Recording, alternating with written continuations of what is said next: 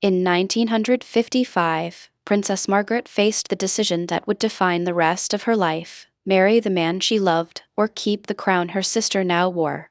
Queen Elizabeth II held the legal power to stop her. The Church said no. Parliament said no. For 70 years, the world has told this story the same way: the day the Queen chose the crown over her sister's love. That is not quite what the documents say. Before Princess Margaret was the Queen's sister, before she was the rebel princess, before she became a headline about a doomed royal romance, she was a baby almost named Anne Margaret, until her grandfather refused it. She became Margaret Rose instead. Within 6 years, even that name was rewritten by men who never once asked her permission. By the time the world finished naming her wife, divorcee, scandal, tragedy, almost no one alive still remembered the name her own family used at home, with love. This is the story underneath that headline. And the real one is far stranger and far sadder than the Queen chose the crown. She arrived by caesarean section at Glamis Castle, delivered by the royal obstetrician Sir Henry Simpson, with the Home Secretary, J.R. Clines, waiting in an adjoining room, a constitutional formality, there only to verify that the birth had genuinely happened. Her parents delayed registering her for several days, just so she wouldn't become the 13th entry in the parish book. 2 months later, the Archbishop of Canterbury baptized her in the private chapel at Buckingham Palace. At that moment, she was fourth in line to a throne nobody expected she would ever need to think about. Within the family, her sister already had her own private name, Lilibet, coined years earlier from Elizabeth's own toddler mispronunciation of herself. The household, in other words, already kept 2 names for each girl, the one the world used and the one love used instead. Nobody expected much of her at all, in fact, which may be exactly why she was allowed to become someone unexpected. She grew up at 145 Piccadilly and at Royal Lodge, Windsor, tutored at home by a governess, Marion Crawford, because her mother believed a girl of her rank had no need of formal schooling, a decision the Queen Mother would later admit she regretted. And yet the girl turned out to have an unusually fine ear for music, nearly perfect pitch, a flair for mimicry sharp enough to make grown men laugh, and a gift for acting she'd shown since she was 3 years old. She rode. She swam. She kept pace, her own governess wrote, with lessons she was never formally given, talent with nowhere assigned to go, because the family had already decided which daughter needed an education and which one simply needed to be charming. In 1935, not yet 5 years old, she stood on a palace balcony for her grandfather's Silver Jubilee, one of the first public appearances of her life. The following January, he died. 11 months after that, her uncle abdicated the throne to marry a twice-divorced American, the first time the word divorce would reorganize this family's idea of who was allowed to love whom. It would not be the last. Her father became king. The family moved into Buckingham Palace, and the following spring, 11-year-old Margaret watched from inside Westminster Abbey as her own parents were crowned, absorbing, long before she could have named it, a singular unspoken lesson that for women born into this family, position arrived fully formed regardless of anything any of them had wanted at 6 or 11 or 15. And the paperwork moved fast. The letters patent that had called her Princess Margaret Rose of York were quietly rewritten. Of York disappeared. No trace of her mother's compromise name survived either. Just the title, heavier now, attached to a different house entirely. She was 6 years old. She had chosen none of it, not the name Margaret Rose, not the half of it she lost a few years later, not the crisis that rewrote her future before she'd had the chance to imagine one of her own. One more document belongs here, because it set a pattern that would shadow the rest of her life. In 1950, Marion Crawford, the woman who had taught her nearly everything, the governess the family nicknamed Crawfie, published an unauthorized account of the 2 sisters' childhood. The family never spoke to her again. What matters isn't the scandal of the betrayal. What matters is the timing. Years before Townsend, years before marriage, Years before any headline that would come to define her, Margaret had already had her own childhood sold to strangers, by someone she trusted, in a book she had no say in writing. She was not yet 20, and someone else had already started telling her story without her. In 1947, she crossed an ocean for the first time, joining her parents and her sister on a tour of South Africa. She said afterward that she remembered every minute of it. The riding, the borrowed horses, the rare freedom of being somewhere her name didn't yet carry its full weight. Her chaperone on those rides was a war hero in her father's service, a Royal Air Force group captain named Peter Townsend, more than 15 years her senior, married, the father of 2 young sons. By the time he came to know the family, Townsend had already shot down enemy aircraft during the Battle of Britain and earned the Distinguished Flying Cross, not once, but twice. He was not a courtier playing at heroism. He was a genuine article who also happened to be kind, steady, and 15 years older than the girl who would fall for him. Neither of them, it seems, had a name yet for what was starting between them. That trip was a late beginning to a public life she'd waited years for. Through the Second World War, she had stayed with her family at Windsor Castle, refusing, at her mother's insistence, an evacuation to Canada offered to children of her standing. Too young then for official duties, she continued lessons with Crawford while her sister, 4 years older, began stepping into the public eye. Her own first engagement came at 12, presenting a prize at a school that happened to share her name. By 1947, on the edge of adulthood, she launched an ocean liner in Belfast and stood as bridesmaid at her sister's wedding to Philip Mountbatten. Small, formal milestones, each one another occasion for the newspapers to measure her against the sister she would always, in print, be standing beside. For 5 more years, she was simply the unmarried princess, glamorous, sharp-tongued, photographed leaving nightclubs, contrasted constantly and unfavorably with her steadier, more dutiful sister. Then, in February 1952, her father died of lung cancer. He was 56. Her sister, 25, became queen overnight, and Margaret, 21, lost the one parent who, by nearly every count, had loved her without needing her to be anything else first. Townsend, who had also served her father, was one of the only people left who remembered her as a girl rather than a role. She turned to him.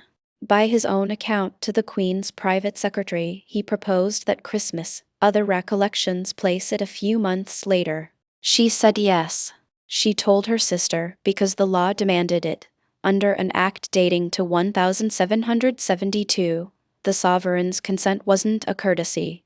It was a legal requirement for any marriage in the family. The moment the world actually noticed came 18 months after that, at the coronation in June 1953. A photographer caught Margaret brushing a piece of lint from Townsend's uniform, an ordinary, married couple gesture, performed in front of a watching nation. Foreign newspapers ran with it within days. The British press, in a deference that feels almost unrecognizable now, held its silence for weeks. But the invitation had already gone out, whether she'd meant to send it or not. The world now had a story to tell about her, and it was no longer the story of a girl with a good ear for music and a love of horses.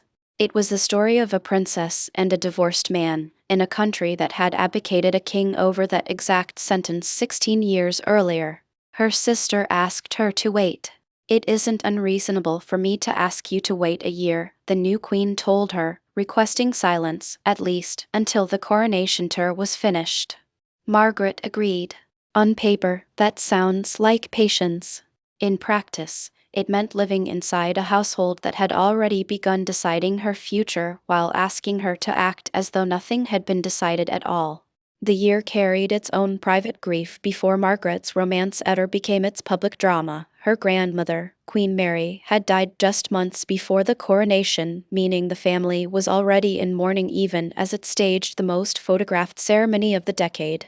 It's worth pausing on exactly who the household was so determined to keep Margaret from. In the middle of all that, Townsend had flown in the Battle of Britain. He'd been decorated for gallantry twice. He had served her father loyally enough to be trusted with the role of equerry for nearly a decade. By any reasonable measure, he was an honorable man whose only disqualification was a divorce in which even his harshest critics admitted he'd been the wrong party. None of that mattered to the machinery already turning against him. Within weeks, the government acted without her. Townsend was posted to Brussels as heir attaché, so abruptly that the British ambassador there learned about his own new colleague from a newspaper before anyone at the Foreign Office bothered to tell him directly. In Brussels, Townsend had almost nothing to occupy him. The post itself was eliminated the moment he left it, which tells you exactly how much purpose it had ever really served. He gave no interviews and attended no parties for 2 years. He said only that the word must come from somebody else.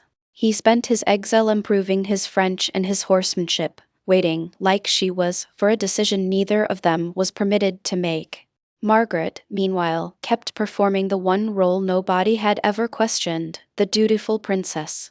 In 1955 she sailed the royal yacht Britannia through the British Caribbean, where crowds lined the harbors and calypso songs were written in her honor.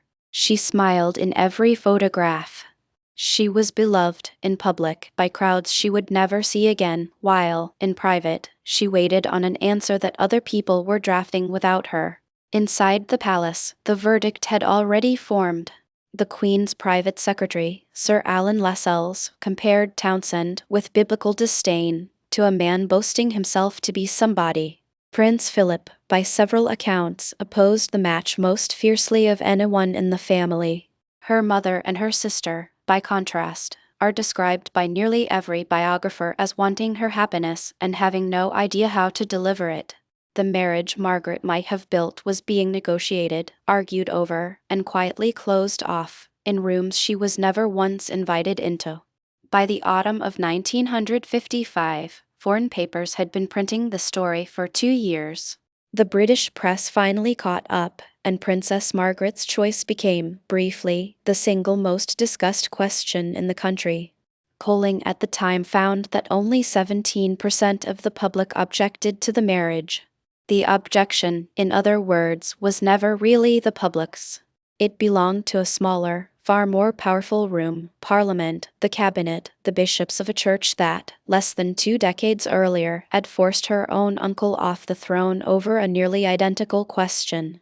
On October 26, an editorial in the Times spelled out that room's position with unusual bluntness. The Queen's sister, married to a divorced man, however blameless he'd been in his own divorce, would be permanently disqualified from any meaningful part in the monarchy's religious life. It was the establishment's verdict dressed up as concern, printed in the one paper most likely to be read by the people whose minds it was written to change. Within days, ordinary readers who had assumed the papers were exaggerating a flirtation suddenly believed they were watching a second constitutional crisis unfold over the same word as the first, divorce. A senior Methodist leader spoke out against the match soon after. The story had stopped being about 2 people.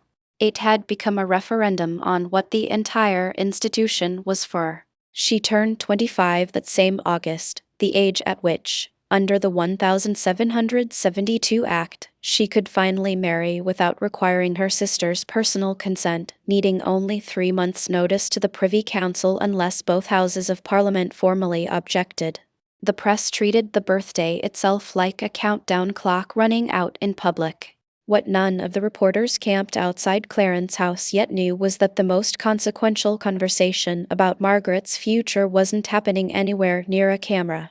It was happening inside a government file that wouldn't surface for another 49 years. The image sold to the public, meanwhile, was a tragic one, a beautiful young princess forced to choose between love and duty, photographed looking wistful, saying nothing. It wasn't false. But one biographer, Anna Pasternak, has argued that the grief on display that autumn had less to do with Townsend than with a wound nobody was naming in print, that Margaret had never recovered from losing her father 3 years earlier, and that Townsend, steady and kind, had simply been standing in the space that loss had left behind. The press covered a love story. Whether they were covering the right one is a separate question entirely. Behind the public statements, the conversations that actually decided her fate happened almost entirely without her in the room. Winston Churchill told the Queen plainly that his cabinet and the Commonwealth's prime ministers opposed the marriage, and that Parliament would not approve a union the Church refused to recognize, not unless Margaret renounced her place in the succession completely. There was a quieter, less romantic obstacle too, one the tragic version of this story rarely mentions: money. Margaret had nothing like her sister's personal fortune. Her civil list allowance, roughly £6,000 a year, plus a further 15,000 Parliament had earmarked for a suitable marriage, were both contingent on exactly the approval now being withheld. The conversation about her heart was also, quietly, a conversation about her income, and about whether a government already nervous of funding scandal would vote her a settlement at all. Here is where the story the world told itself, the story this very film is named after, starts to come apart. For 70 years, the popular version held that the Queen simply chose the institution over her sister's happiness. Papers released by the National Archives in 2004 tell something far less tidy.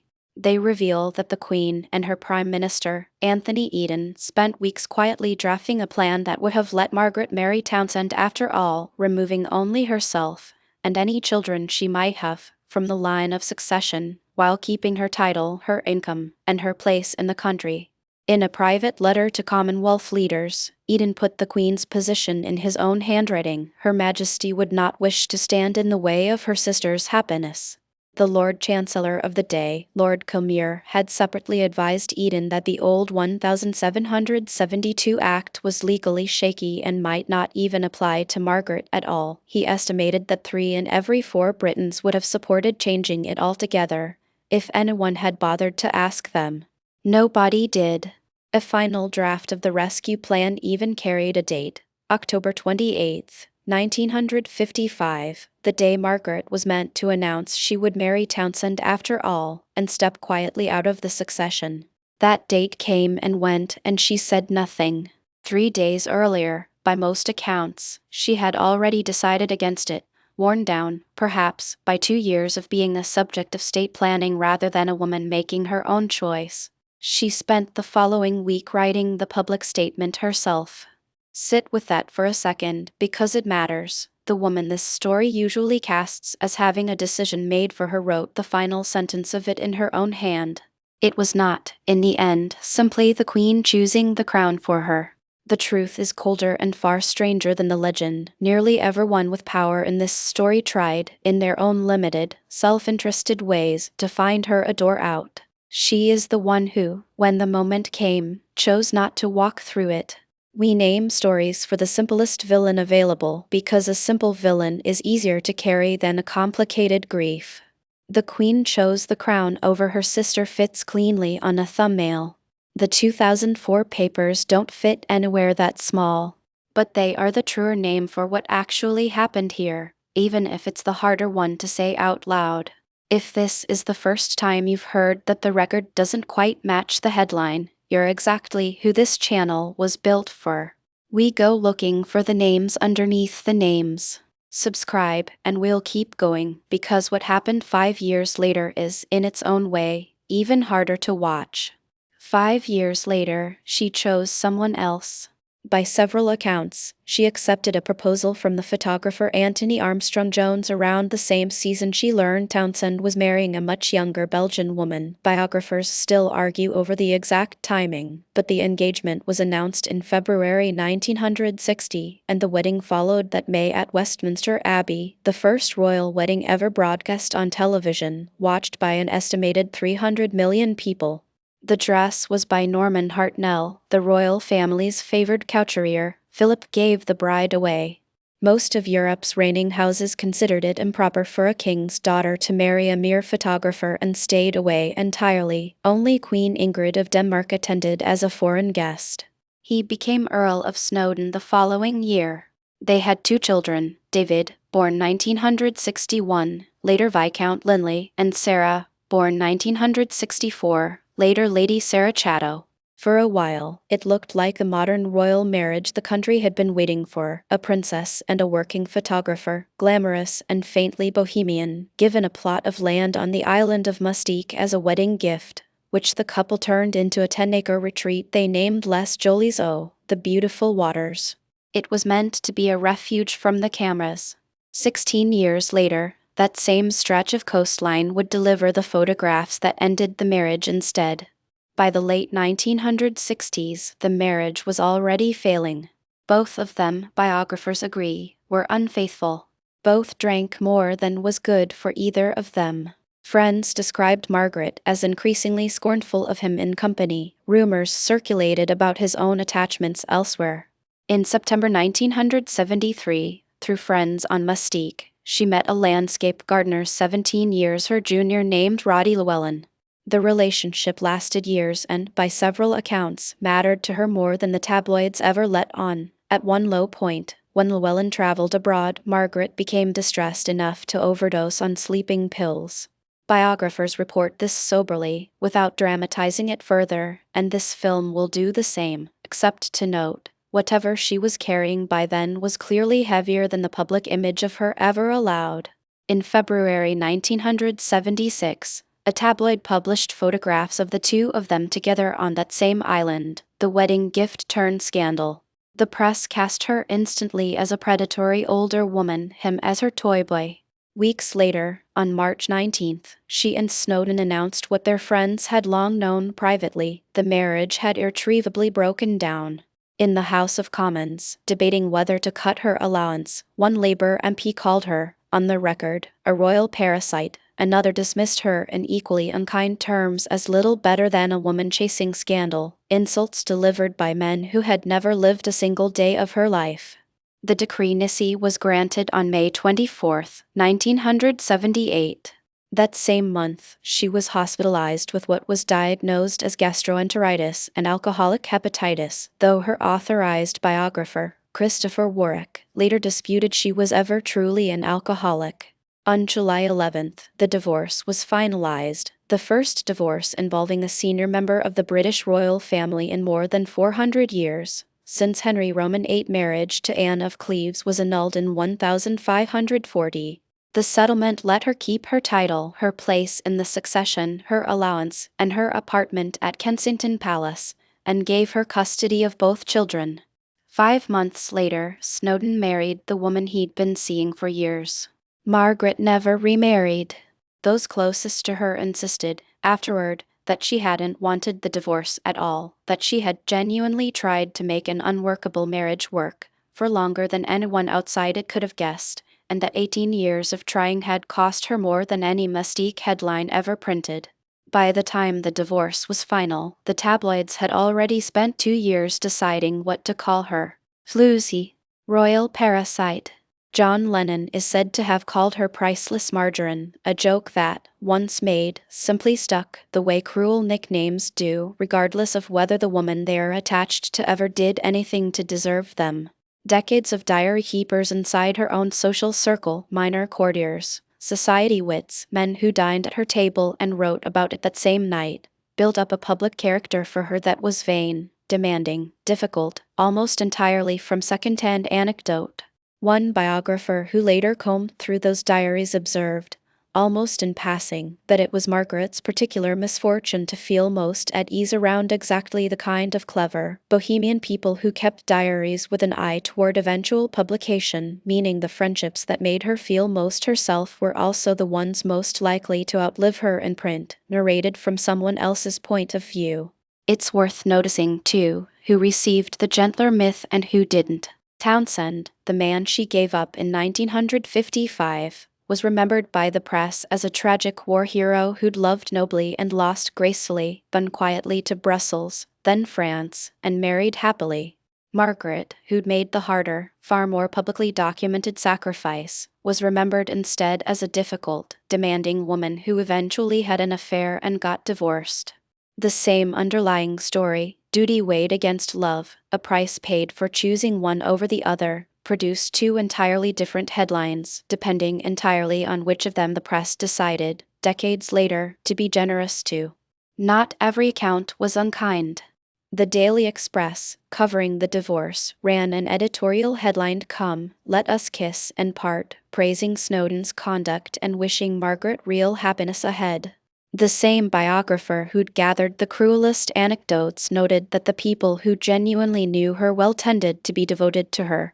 It was the people on the fringes of her world who could be cruelest. But the gentler note was the exception, the label that survived, the one that became her brand for the rest of her life and for decades after her death, was the original royal rebel, a phrase that flattened 26 years of grief, duty, a doomed first love, and a marriage she had genuinely tried to save into something sellable as entertainment, a difficult woman who liked a drink and a younger man. It wasn't false. It was simply incomplete, in the way headlines about women so often are, accurate about the surface, silent about everything underneath it. Here, the record runs thin, and the thinness is itself part of the story. Margaret left no published diary. Most of the personal letters that might tell us how she actually thought of herself are gone, because by most accounts, she burned a great deal of them herself, in her final years. Sit with that. Almost every other woman in this kind of story loses her own words because nobody thought to keep them, or because a husband, an editor, or an estate decided what was fit to survive. Margaret appears to have taken that decision into her own hands and chosen, deliberately, what would survive of her. It may be the only act of authorship over her own record that was entirely hers, the single place in this entire film where the erasure wasn't done to her. She did it herself, on her own terms, and never had to explain why to anyone. Compare that to her mother's 1930 letter explaining the name she'd wanted, or Eden's 1955 letter explaining the rescue plan he'd drafted, both preserved, both written by other people, both more detailed about Margaret's life than anything she chose to leave behind about it herself. The fullest paper trail of her existence was assembled almost entirely by people writing about her, rather than as her. Her own surviving contribution to that record is a single drafted paragraph and a destroyed shoebox of letters nobody will ever read. The clearest sentence in her own voice, across the entire public record, is the one she drafted in that week in October 1955. "I have reached this decision entirely alone." Diplomatic. Careful. Written, in part, for an audience of millions. And still, the one moment in the public record where she insists, in her own words, that the choice belonged to her and to no one else. Knowing everything we now know about the rooms she wasn't in, it reads almost like a correction filed against history before history had even happened. Privately, to the small circle who'd known her before any of it, she remained Margaret, the name from the nursery, the one her mother used in letters, the one with nothing to do with succession, scandal, or headlines. It is a small thing. It may be the truest thing in this entire film. And it is almost the only name her own children ever actually heard. David and Sarah grew up inside all of it, the famous marriage, the public unraveling, the photographs, the insults spoken about their mother on the floor of Parliament.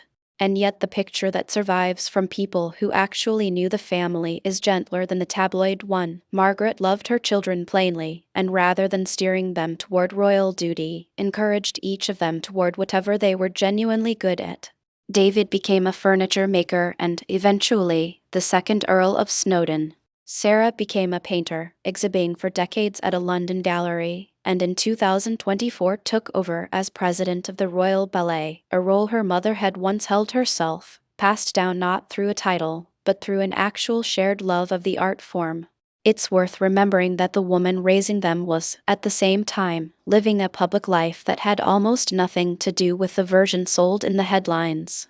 She represented the crown at independence ceremonies as British colonies became nations in their own right, Jamaica in 1962, Tuvalu and Dominica in 1978, a fundraising tour for the Royal Opera House across America the following year. In August 1979, her cousin Lord Mountbatten was killed by an IRA bomb while on holiday in Ireland, along with members of his own family. Margaret, balancing single motherhood with a full diary of royal duties, absorbed that loss quietly alongside everything else already expected of her, another grief the public record barely registers, because it happened to a woman the public had already decided was mainly interesting for her scandals, not her sorrows. She served for nearly 40 years as president of what is now Girl Guiding UK, and supported children's charities and the St. John Ambulance with a kind of unglamorous, recurring duty that almost never made the papers, precisely because it gave the papers nothing to print. None of that erased what her later years cost her. By the mid-1980s, she'd lost part of a lung to surgery after decades of heavy smoking.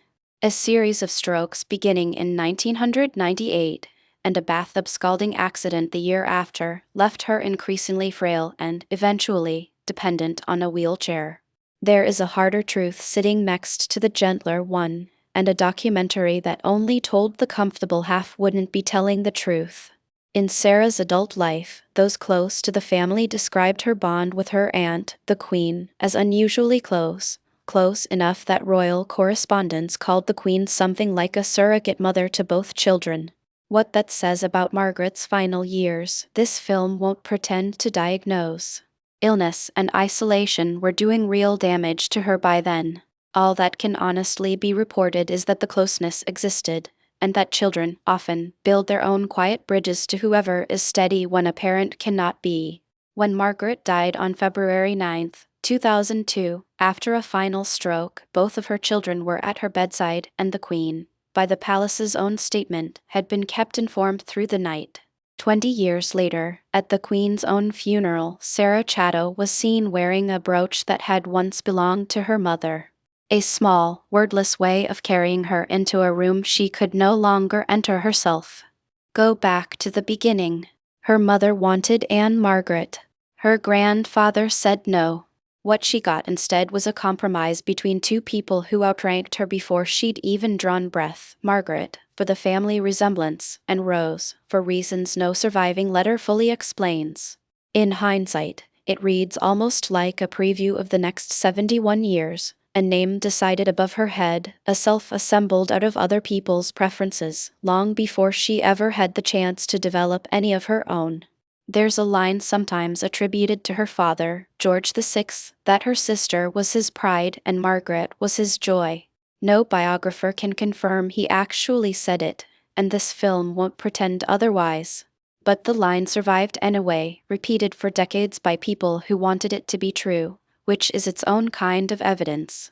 Not about what George VI actually said, necessarily, but about what people needed to believe was true of how Margaret was loved, in a public story that otherwise gave her so little credit for being loved at all. She died 3 days after the 50th anniversary of her father's death, in the Jubilee year of her sister's reign. Her funeral, on February 15, 2002, fell on the exact 50th anniversary of his. She had asked to be cremated rather than buried in the family vault, which she'd once described to a friend as very gloomy, one more small, specific instance of a woman choosing something for herself, right up to the very end. Her ashes rested briefly in the royal vault before being moved, after her mother's death 7 weeks later, into the King George VI Memorial Chapel to lie permanently beside the parents who had named her, argued over her, and, in their own complicated way, loved her best when no headline was watching. A further service of thanksgiving was held at Westminster Abbey that April, public, formal, and, by every account, considerably less revealing than the 6 minutes by the chapel steps that came before it.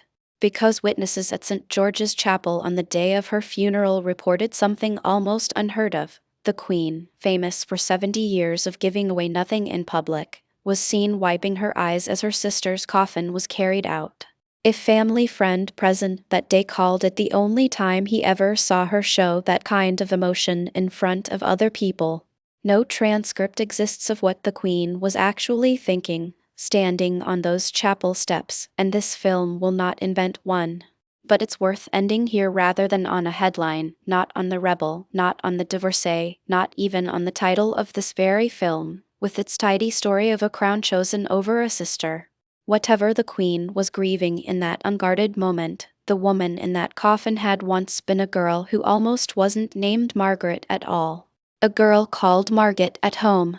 A girl with a near-perfect ear for music, who loved her children plainly and let them become whoever they wanted to be, who wrote her own ending to the one heartbreak history insists on retelling, and who, when she finally decided what should survive of her own private words, chose to decide that herself, too. Her name was Margaret Rose. It almost wasn't. In the end, it was hers anyway.